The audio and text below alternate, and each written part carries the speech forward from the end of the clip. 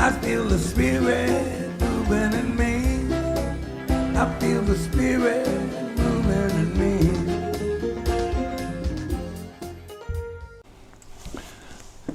Aloha. Damon was 5 years old when he asked his Aunt Lily the question, Aunt Lily, am I black or white?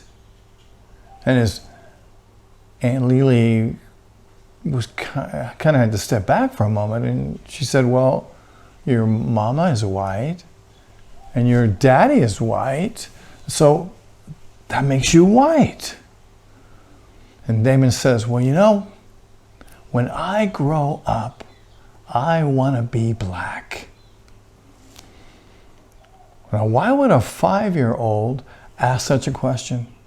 Why would a 5-year-old say, when I grow up, I want to be black?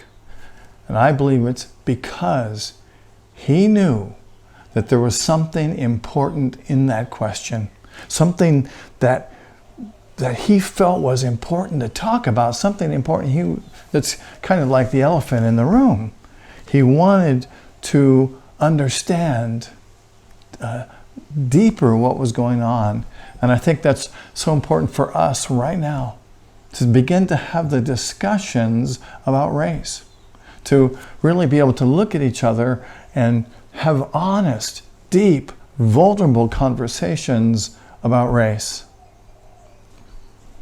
You know, that we tell children that race is real, but that race doesn't matter. But the opposite is really true.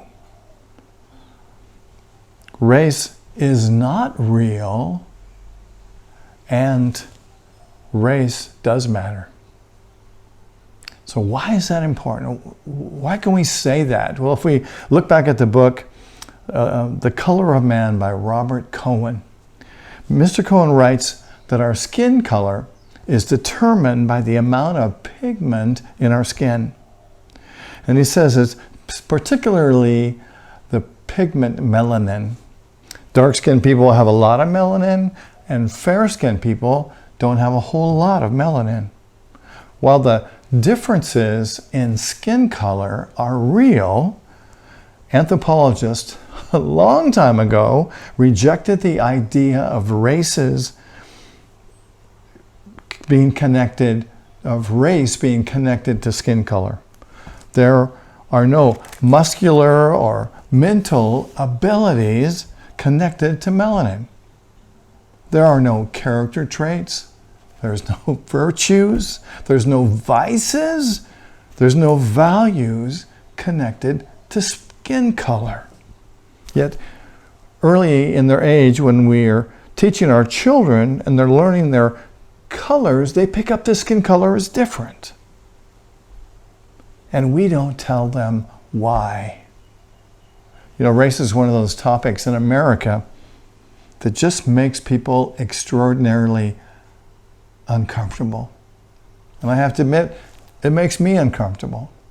I've had difficulty putting this talk together today and dealing with this issue that I really have never talked about. But I think it's time to talk about what it is, how we feel about it, what we want to do about it. And I believe it's time for us right now to talk about race. You know, I was brought up racially unaware. In a sense, I was colorblind. I was raised by middle-class parents in a middle-class home, in a typical middle-class area that was all white. And, you know, I believe that my parents wanted me to be a non-racist child. You know, and the common way to do that was not to talk about race, not to talk about racism, not to talk about racial inequality in the past or in the present. You know, and it seems to be kind of the general view in our American society that white people don't have race. You know, it's only people of color that have race. You know, I believe that being colorblind is to realize or to believe, really, it's to believe that there isn't a problem. It's interesting, in contrast to the silence that many white families have in respect to race. In families of color, they often talk about race, and they talk about it to instill within their children a sense of pride in their race. Because parents of color understand that their children will seldom be presented with positive or celebratory imagery of what it means to be a person of color. And I know that my friends, our friends of color, have quite different lived experiences than what I have.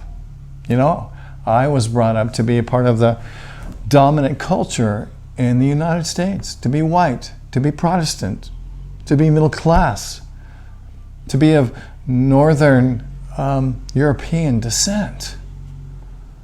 Wow, you know, and I do not know how to talk about racism. And it makes me uncomfortable, as I said before, but I know that it's time to be comfortable with the uncomfortable feeling that I get when I talk about race. How about you? You know, I am afraid I don't know enough. I'm afraid that I'll say the wrong thing. I'm afraid that I don't know what the steps are to take action. You know, and I kind of feel like even, you know, having this talk right now, I'm kind of stepping out into the unknown because I have those funny voices in my head that are saying, you know, what are you doing? You know, how can you be so vulnerable? But I think it's the time for us to be vulnerable, particularly for us white people to be vulnerable. It's important for all of us to be vulnerable. You know, we believe in one presence and one power and one God and one energy in the universe. And let's live from that. Let's live and breathe knowing that we are one with this essence. So this talk today is titled Colorblind or Color Brave. And it's my hope that we will move from being colorblind to being color brave. In this talk, I'm going to talk about a number of things, including racial awareness, racial literacy, and what can we do to step into action. And I'm going to invite you into this conversation with me. And so I hope that you can reflect on that and that you'll join with me in making a difference on this planet, in the world, on Maui, or wherever you are right now, to find a place for motivation and find the time and the way to connect within and to really make a difference in our lives, one that I believe will shift the consciousness on this planet. So racial awareness requires that we know, as white people, that we're part of the dominant culture in the United States. And as part of that dominant culture, that we have had an unearned advantage. You know, and the truth of it is we don't need to feel guilty about it. But what we get to do is to step into a new way of being with it. You know, and not to see it as something that we're ashamed of, but something that we're working to overcome. That we're working to create a new way of being in our country and in the world. You know, I know that I've had unfair advantages in my life. And I've had white privilege, as many of us white people have had. You know, I can go to apply for a affirmative action employer without having my coworkers suspect I got the job because of race.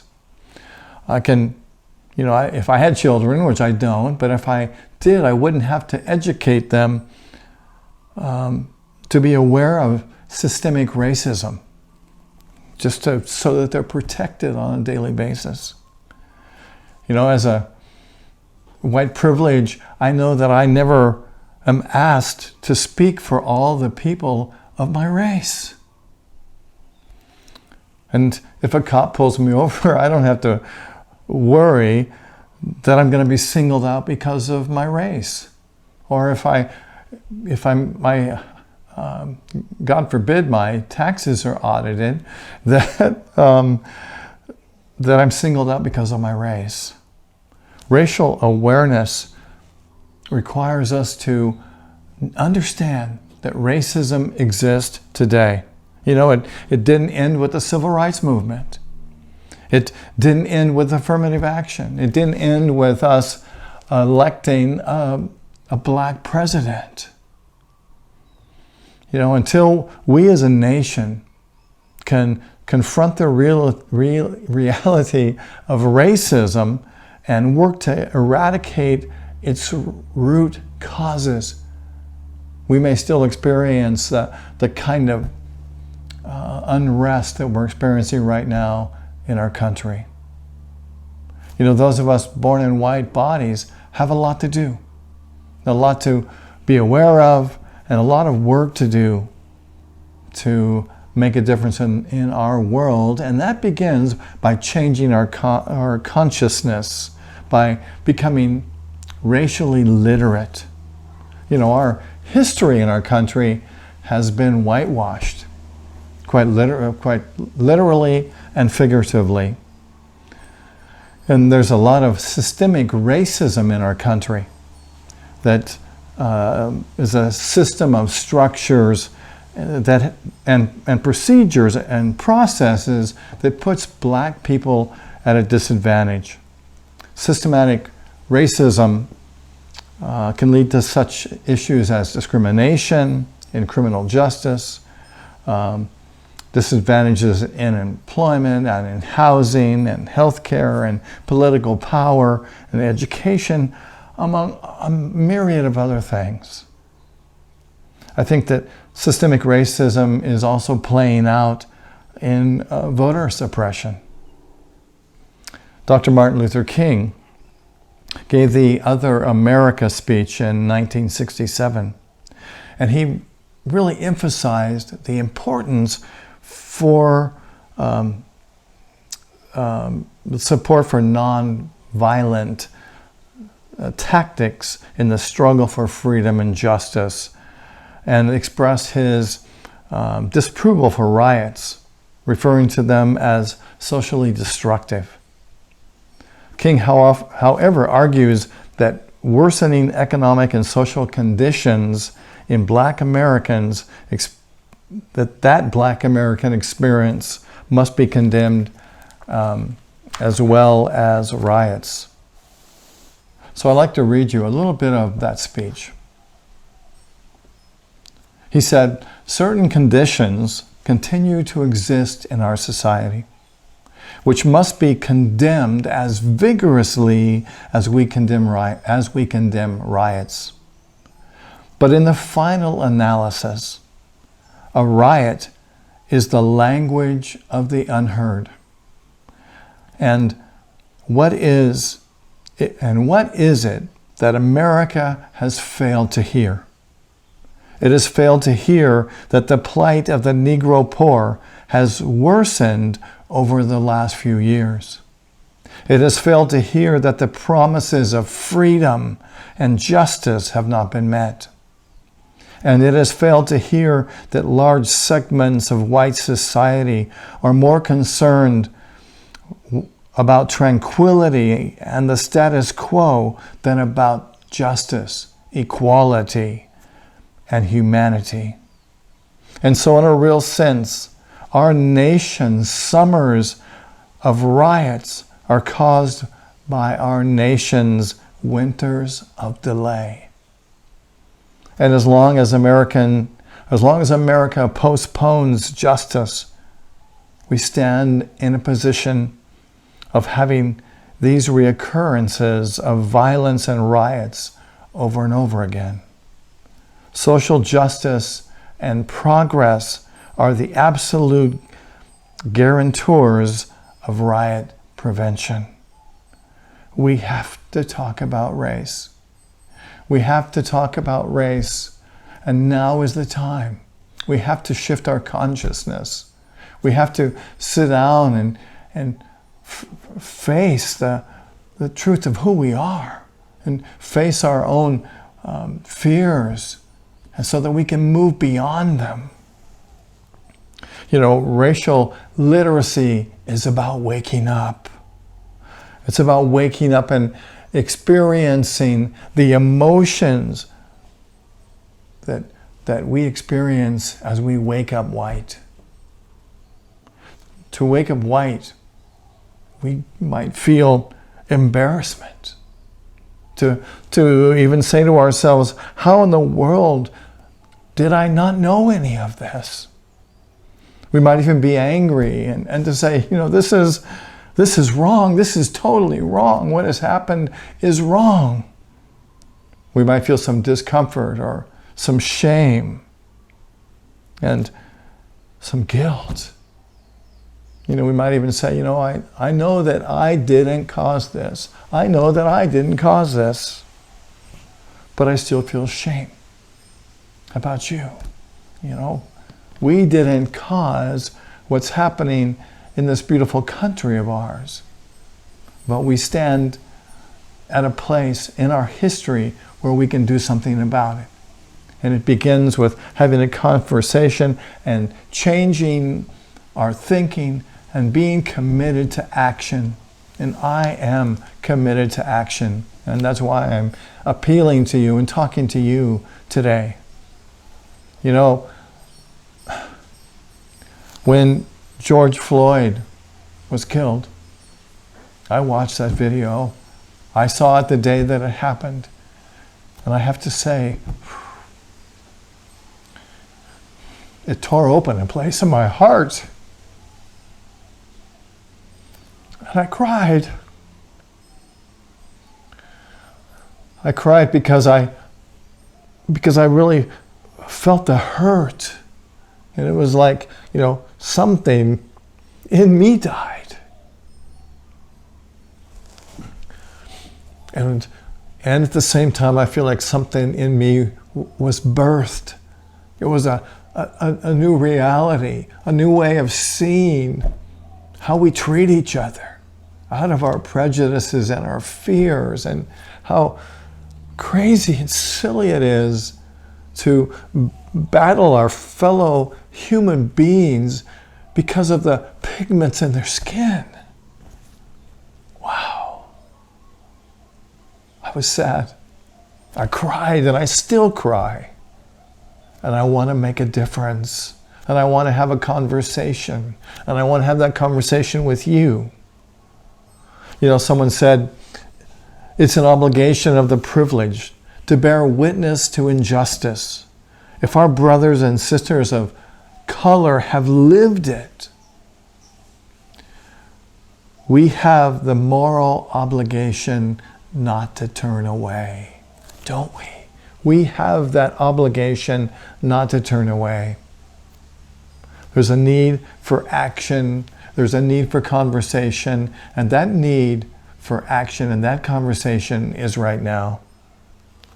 After the 2017 riots in Charlottesville, my colleague, Reverend Wendy Craig Purcell, who's the minister at the Unity Center in San Diego, began a racial awareness and literacy program at the Unity Center. And she sat with her colleagues, black and white, and they had vulnerable, deep conversations about what was going on. And they met for 6 months.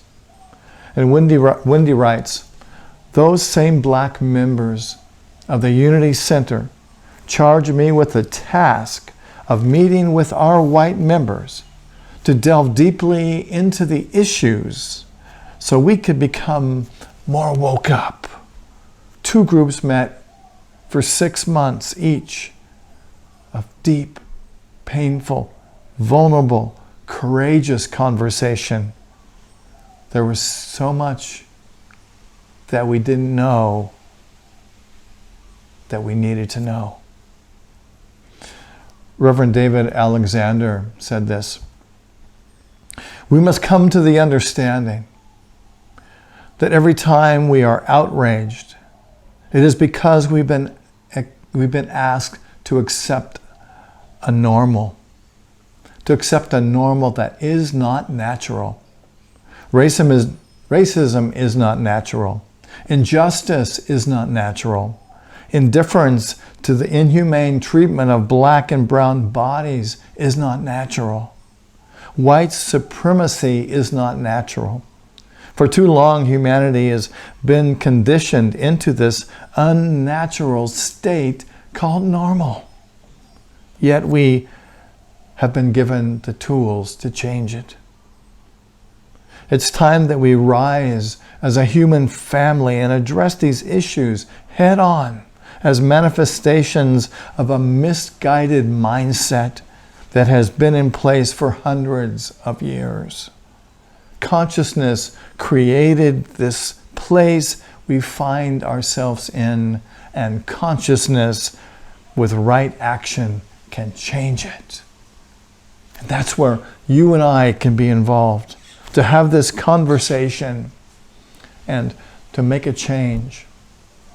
Wendy Craig Purcell and her team put together a curriculum that they called Dismantling Racism. And they put it into a form that can be used by groups to study racism, to have a conversation about it, to watch videos, to read articles and books about it, and to do some of this together and some of it independent, but to come together and to have this discussion and to get to really know each other and to understand this racism that's so prevalent in our world. And by having this conversation, learn how to be with it in a powerful way.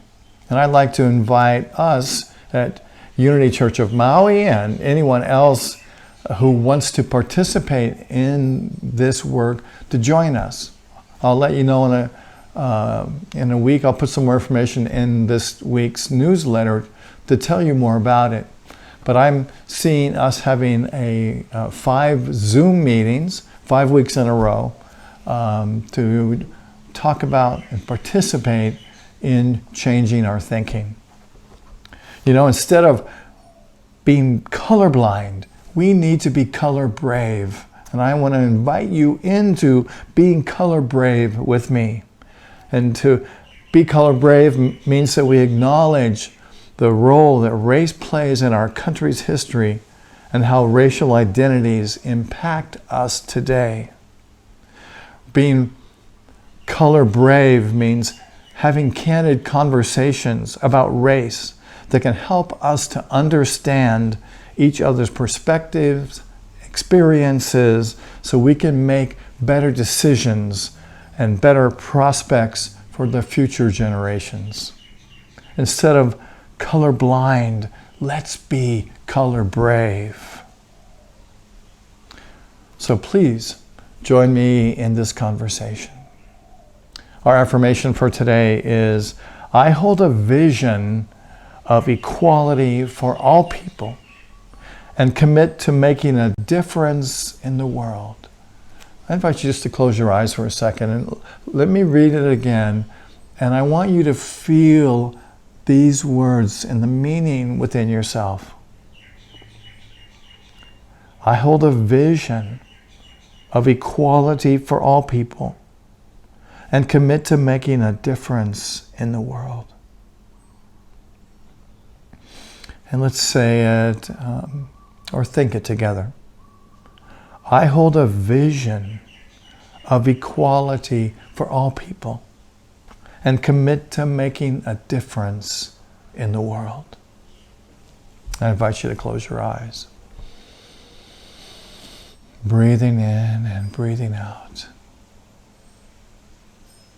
Giving thanks for this opportunity to be together today. one in spirit, one in the consciousness of change, one in the awareness of race, and the awareness of how race has affected us on this planet. And to hold a higher vision, a higher truth for what it can be in the future.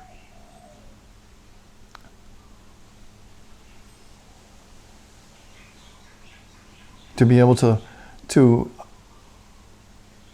see each other in love. Not to be divided by words. Not to be separated by fear, doubt, or the unknown. And we know that right now, in this moment, the stage is being set.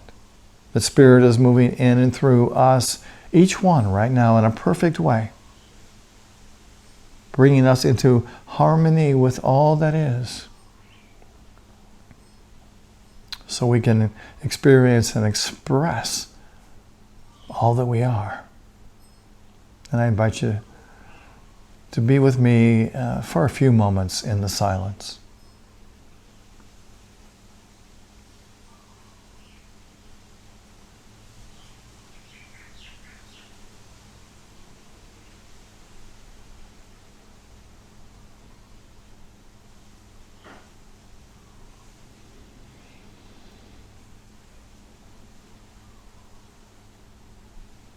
I hold a vision of equality for all people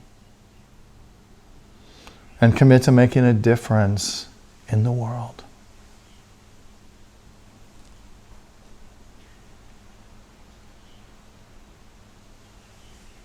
And so it is.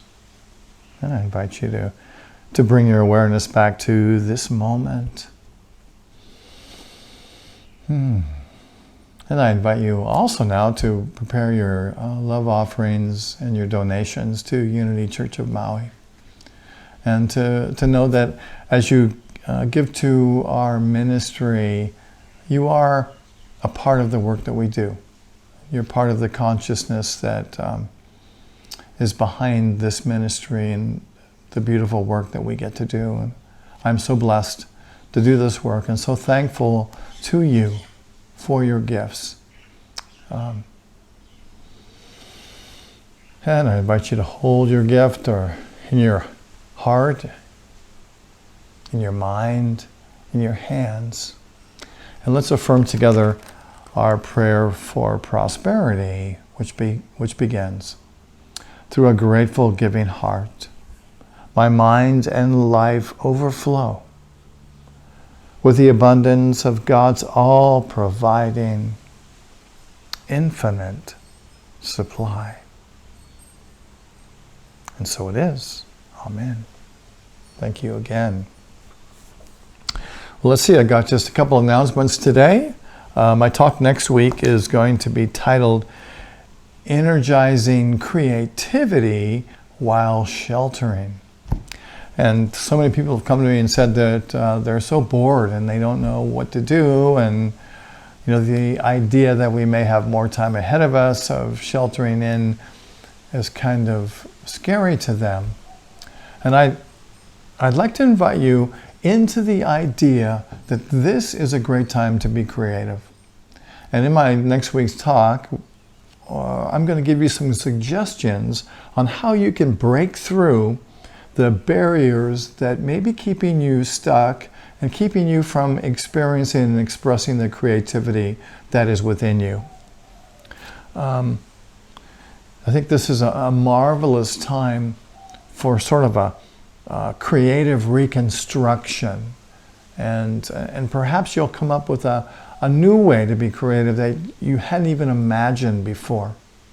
And of course, I believe that this journey that we're in, these lifetimes that we're living through these bodies and spirits, it's all about being creative. Everything is an expression of creativity. So it's my hope that your life will indeed be enhanced by my talk next week. Someone wrote, "The desire to create is one of the deepest yearnings of the human soul." So come next week and let's tap into that soul part of us and be creative together. We have our ongoing Zoom meetings. We have one at 11 o'clock today, Sunday. And today we'll talk about this talk, how it affects you, what you think about it. Maybe you have some questions about the upcoming Zoom workshop that we're going to do. So please come and do that. You can find the link to our Zoom meeting in our newsletter. Has a link you can click on and go right there at 11 o'clock today. Also on our webpage, there are links that are active as well. And you can always join us on Wednesday at noon for our daily word and meditation. Those links are also in the newsletter and on our webpage. And if you enjoy Unity Church of Maui Sunday services, you'll find more of them and even some music on our Unity Church of Maui YouTube channel. Just do a search for Unity Church of Maui YouTube and you'll go right there. And there's hundreds of videos to choose from. And so I hope you enjoyed our service today. Thank you for tuning in and being with us. It's a wonderful pleasure to be doing this work with you. Thank you for the way that you contribute to this world through your consciousness and through doing this work. So before I do anything further, without any further ado, why don't we pray together the prayer for protection, which begins, "The light of God surrounds us. The love of God enfolds us. The power of God protects us, and the presence of God watches over us. Wherever we are, God is." God bless you, friend. Namaste, aloha, and mahalo for joining us. See you next time. Where I live, they're all raised.